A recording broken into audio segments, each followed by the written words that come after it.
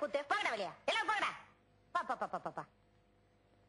ஏண்டா கண்ணு அம்மா கொஞ்சம் ஓய்வு எடுத்துக்க கூடாது சரிம்மா ஓய்வு எடுத்துக்கப்பா